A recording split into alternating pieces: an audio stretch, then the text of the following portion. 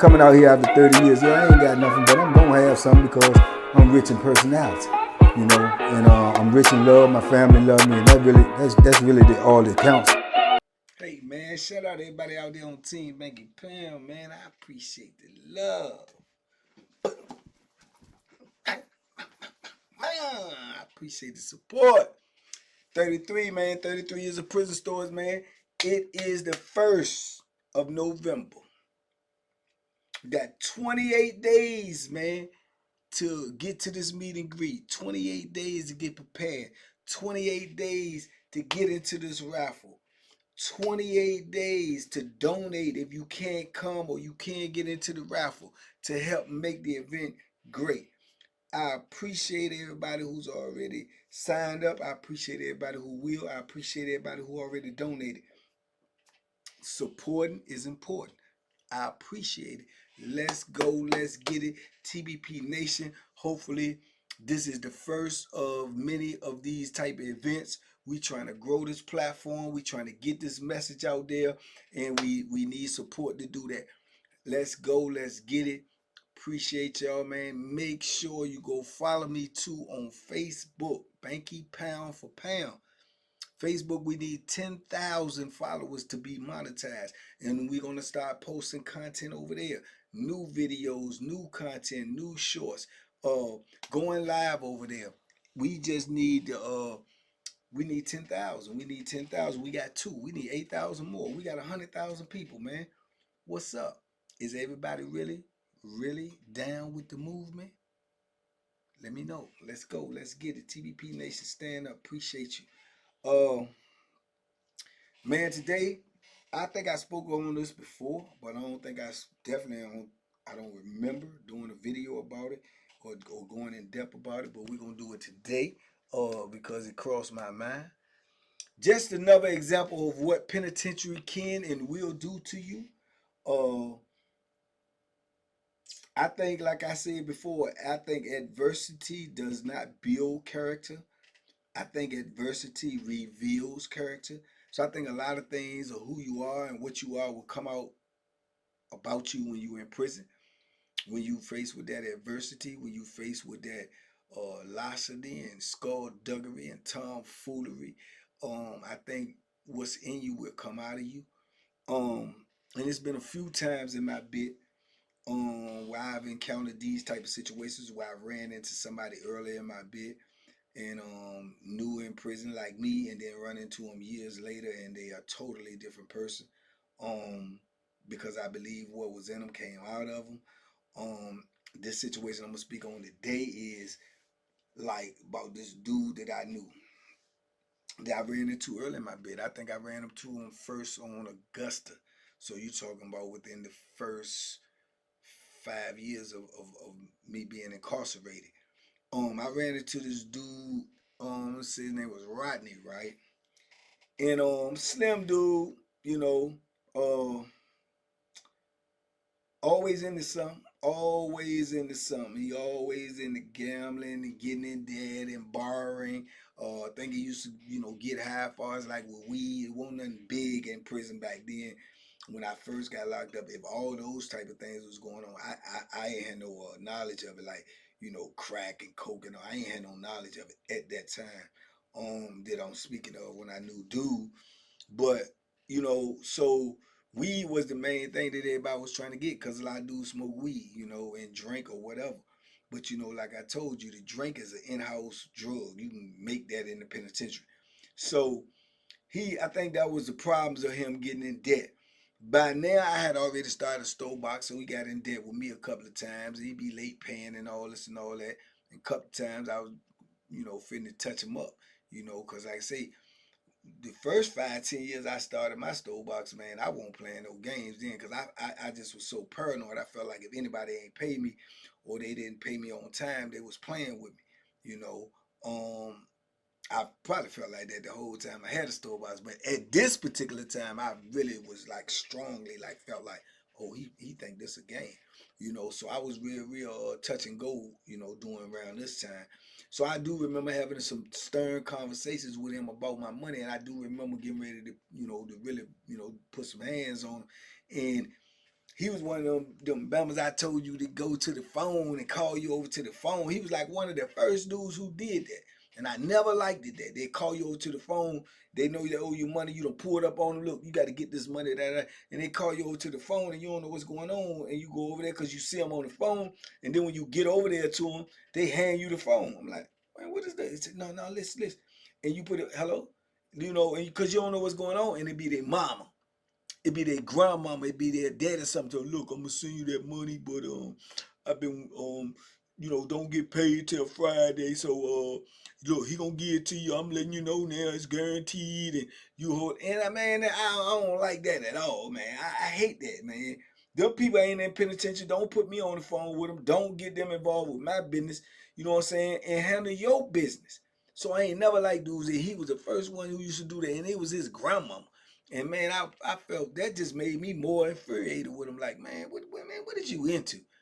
And you sitting here stressing your grandmama out like that on some foolishness, man. Handle your business, be a man. You know what I'm saying? So I ain't like that at all. But he was like one of the first ones. And the dude was talented, man. This was the same dude I told y'all before. I know I spoke about him before. It's in my mind now. He was talented. He could play the guitar real good. Cause I can remember clear as day we had this family reunion, not a family reunion, family day out there or something one day, man, or a cookout or something, 4th of July or something, where they had talent out there. Dudes come out there try to rap, dudes come out there try to sing, dance, or play, and they had live instruments and stuff out there, right? And he played the the guitar and he played Prince and sung Purple Rain, and that joint was dope. You know what I'm saying? Because everybody seen it. Everybody was out there crowded around. He smoked that joint, and ain't nobody knew he could do that. I didn't know he could do that. You know, he in the block with me. So that's what I remember about him the most. You know what I'm saying? And then like I said, getting in trouble, but he'll fight. He had fought a couple of dudes over money that he owed. Took a couple of L's, might have posted a win or two, but he took more L's than wins. But he had heart. You know what I'm saying? Little small, slim, probably about my complexion type dude. He had heart though. You know what I'm saying? He would fight. He didn't check in. That's the thing. He ain't go check in knowing that he owed somebody, knowing the drama coming down the pipe. He ain't check in. He ain't run. He dealt with his own problems. I can respect that. You know what I'm saying? I do respect that. He didn't run. So that's what I remember about him the most, right? Eventually I get gone or he get gone to transfer to fight or whatever. They ain't gonna see him no more for years and years and years. And then I told y'all, I remember I was in this salad port on another institution. Me and Dixon out there pump faking, acting like we working out there painting and buffing and stuff, but we just had took the job because Trent was running the building. He was giving all the old timers the job to keep them out the way. So we using the job to be out there so we could get in the way, so we can move around and sneak here, sneak there, doing penitentiary stuff. So we standing out there, we working and everything, and then next thing you know, they bringing a new person in, and it's a boy, right? It's a boy, it's some peoples. And you can tell off the look, off the rip. So we standing there and they coming in with their property, and me and Dixon them standing out there, and we just like look and we seeing some peoples and stuff, and we just keep doing what we doing, whatever. So they waiting for the door to open and the CO to come back, grab something. So they standing out there with us, and then it was like, oh, y'all gonna act like y'all don't know me. So we look at her like, what? You act like y'all don't know me. So I'm looking, I'm like, you don't know me. You know them people dick like, nah, I don't know. So he said, oh, I know who both of y'all are. Dixon, Bank. I said, man, how you know me? Say, look at me, you don't know me? I'm like, nah, no, definitely not. And it was him. It was Rodney. But now his name is Rachel. Rodney, Rachel. I'm like, oh, he started reminding, look, I was on Augusta with y'all back in the day. My name was there. Like, oh, what the? It's like, whoa. And he had a beam missing. He had a buck naked. He had one of his starting fives was on the bench, right? Right in the front. So I'm like, boom, and I'm looking at him and I'm trying to remember, and it clicked to me. Purple Rain. Purple Rain clicked in my head, and I was like, reminded this. I was like, look, remember the purple? And he was like, oh, whoa. So we like tripping, like, oh man, dude, what's all this?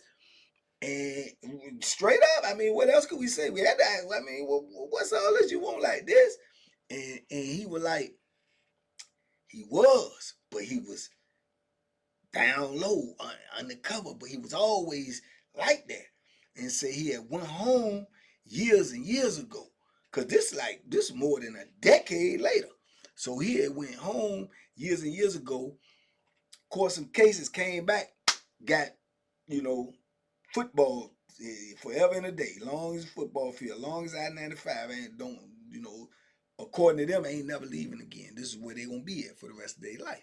So they won't be who they are for the rest of their life, and this is who they wanted to be. So I'm like, man, it's like mind blowing, like, cause the Joker was fighting and Bond, and he had if he was doing it back then, you couldn't even see it. But then again, we probably couldn't see it because we weren't looking for it. But he said he was like that, but he just had it on the wraps. That's probably how he got out of some of them debts. To the old people. So anyway, he he turned around and said that came back, he ain't getting out or whatever, and say he been back for a couple of years. Say he went back on Augusta. Say the police was playing with him and everything, and he ended up stabbing a police up there and got some more time, right? Yes. So he said when the police got him chained up and hemmed up, they beat him. That's how he knocked his joint out. And he said they was scared to let him back on the yard because he told them if they let him back on the yard, he was going to kill one of them. And I believe he was going to follow through. You know what I'm saying? Because even though now, like I tell you all the time, don't get it twisted. Just because they some peoples or boy, do not think that they would not take your life. Do not think that they cannot fight. Do not think that they will not go straight at your neck. Don't get that twisted. I know some that will they got more heart than the average joker I know. So that I ain't gonna never mislead y'all with that. Don't misjudge somebody's sexuality for their heart. You know what I'm saying? Don't do that. So what I'm trying to tell you is this. That's how he was. That's how he was presenting himself to the world. So it was crazy because me and him, we weren't used to that, and we weren't used to him being like that. So he started, he ended up in our block. You know what I'm saying? And we knew the background on him. A lot of people just meet him. A lot of people don't know the background on him. You know what I'm saying? Hold up a second.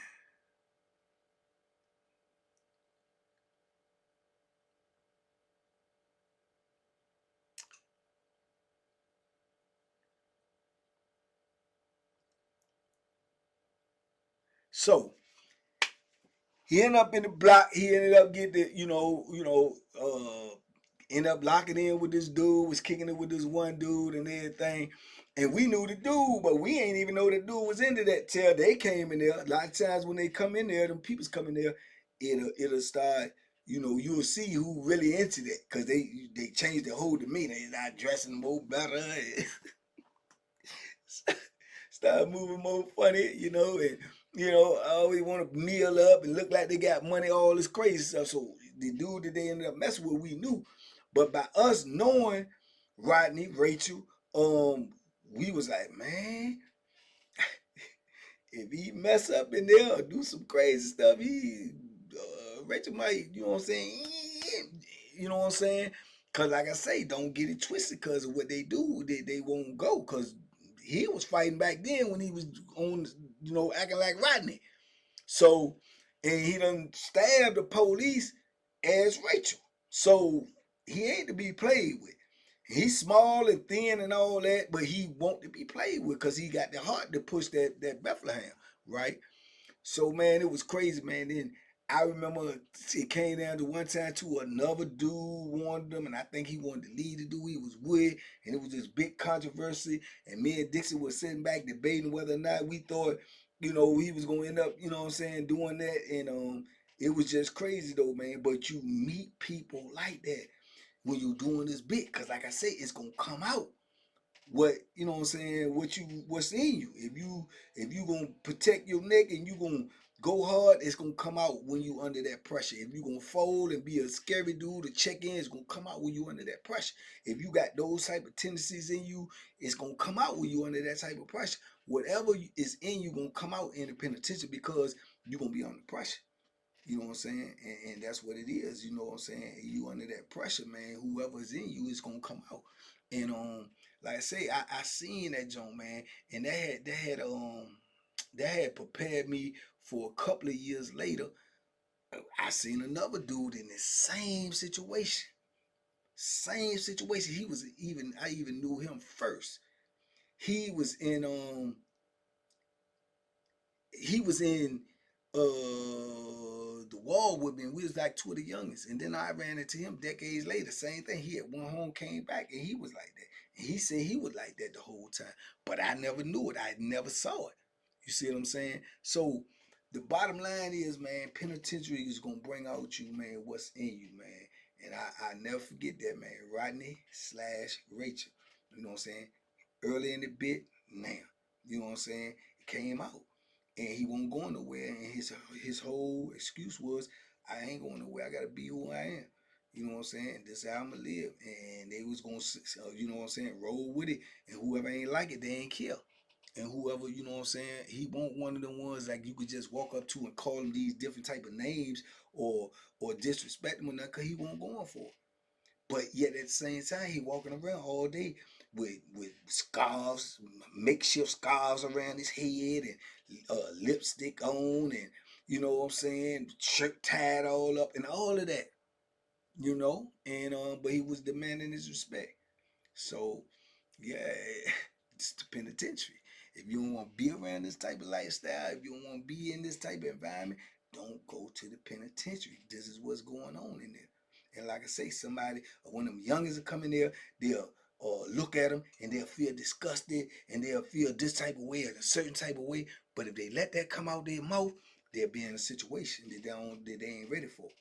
You know what I'm saying? They'll disrespect them and be in a situation that they ain't ready for. And I heard later on down the line, after I got away from them, I'm here and I heard they ended up hitting somebody else.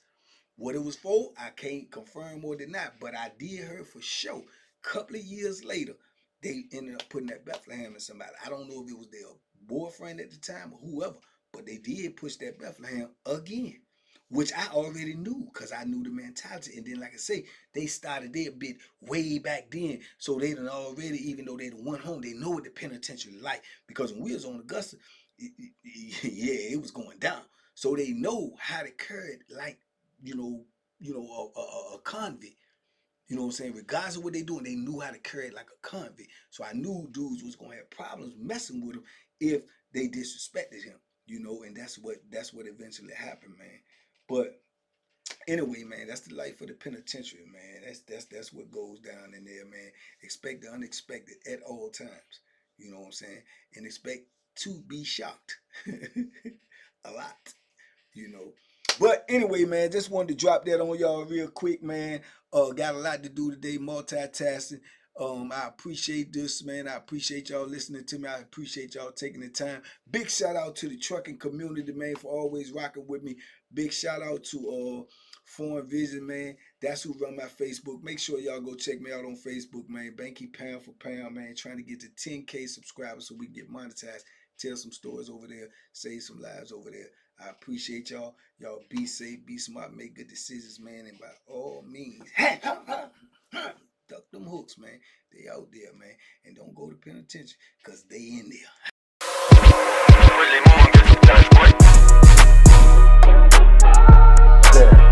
The banking special. Yeah. Pure deliciousness. Pure deliciousness, man. My name is Banky, man. Everybody calls me Banky. That's the name that I got from my grandmother when I was young. I'm coming coming out here after 30 years, yeah, I ain't got nothing, but I'm gonna have something because I'm rich in personality, you know, and I'm rich in love. My family love me, and that's really all that counts.